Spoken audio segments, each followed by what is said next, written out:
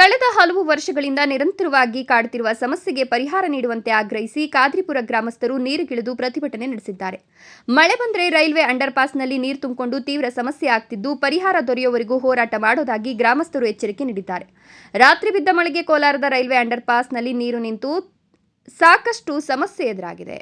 ಗ್ರಾಮ ದ್ವೀಪದಂತಾಗಿದ್ದು ನೀರಿಗಿಳಿದು ಗ್ರಾಮಸ್ಥರಿಂದ ಪ್ರತಿಭಟನೆ ನಡೆಸಲಾಯಿತು. ಕೋಲಾರ ನಗರಕ್ಕೆ ಅಂಟಿಕೊಂಡಿರುವ ಖಾದ್ರಿಪುರ ಗ್ರಾಮದ ರೈಲ್ವೆ ಅಂಡರ್ಪಾಸ್ನಲ್ಲಿ ನೀರು ತುಂಬಿಕೊಂಡ ಪರಿಣಾಮ ಗ್ರಾಮ ಪ್ರವೇಶಕ್ಕೆ ತೀವ್ರ ಸಂಕಷ್ಟ ಎದುರಾಗಿದ್ದು, ಗ್ರಾಮಸ್ಥರು ಪ್ರತಿಭಟನೆ ನಡೆಸಿ ಆಕ್ರೋಶ ವ್ಯಕ್ತಪಡಿಸಿದರು.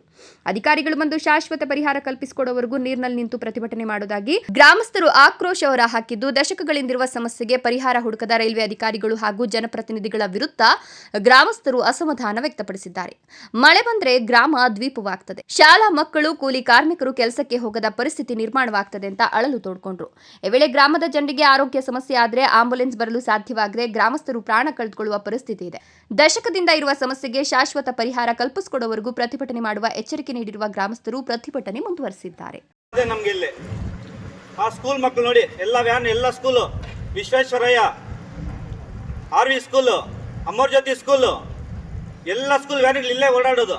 ಒಂದು ಮಕ್ಕಳಿಗೆಲ್ಲ ರಜೆ, ಹೆಂಗ್ ಓಡಾಡೋದು? ಮೊನ್ನೆ ಒಂದು ಬಸ್ ಮುಳುಗಿತ್ತಿಲ್ಲ ಇದೇ ಬ್ರಿಡ್ಜಲ್ಲಿ. ಸುಮಾರು ವರ್ಷದಿಂದ ಹೆಂಗೆ ನೀರು ತುಂಬ್ತಾ ಇದೆ. ಮಳೆ ಬಂದಾಗೆಲ್ಲ ಇದೆ ನಮ್ಮ ಕಷ್ಟ. ಈ ಬ್ರಿಡ್ಜ್ ಆಗಿ ನಮ್ಗೆ ನಾಳೆ ಮಾಡಿದ್ರು. ಬ್ರಿಡ್ಜೇ ಬೇಡ ನಮಗೆ, ಮುಚ್ಚಾಕ್ಬಿಟ್ಟು ಮಾಮೂಲಿ ಮೇಲೆ ರೋಡ್ ಮಾಡ್ಕೊಳ್ಳಿ ಅಷ್ಟೇ. ನಾವು ಊರವರೆಲ್ಲ ಸೇರಿ ಇದು ಮಾಡಿದ್ರೆ ಒಳ್ಳೇದು. ಮಳೆ ಬಂದಾಗ ಹಿಂಗೆ ನಾವು ನೀರಲ್ಲಿ ಇಲ್ಲ ನೇಣ್ಗೆ ಹಾಕೊಂಡಿಲ್ಲ ಅಷ್ಟೇ, ಇನ್ನು ಹಗ್ಗಗಳು ಕಟ್ಕೊಂಡಿಲ್ಲ. ಗಮನಕ್ಕೆ ತಂದಿದ್ದೀರಿ ನಾವು, ಊರವರೆಲ್ಲ ಸೇರಿ, ನಮ್ಮ ಮೆಂಬರ್ಗಳು ಸೇರಿ ಎಲ್ಲರಿಗೂ ಅಧಿಕಾರಿಗಳಿಗೂ ಗಮನಕ್ಕೆ ತಂದಿದ್ದಾರೆ. MP ತಂದಿದ್ದಾರೆ, MLA ತಂದಿದ್ದಾರೆ, ಎಲ್ಲ ಕೇಳ್ಕೊಂಡು ಹೋಗ್ತಾರೆ ಅಷ್ಟೇ. ನಮ್ಮ ಮೆಂಬರ್ಗಳು ಎಷ್ಟು ಅಂತ ಮಾಡಕ್ಕಾಗ್ತದೆ? ಅವ್ರನ್ನ ಪ್ರತಿ ಸರಿ ನೀರಲ್ಲಿ ಇಳಿಯೋಕ್ಕಾಗುತ್ತಾ?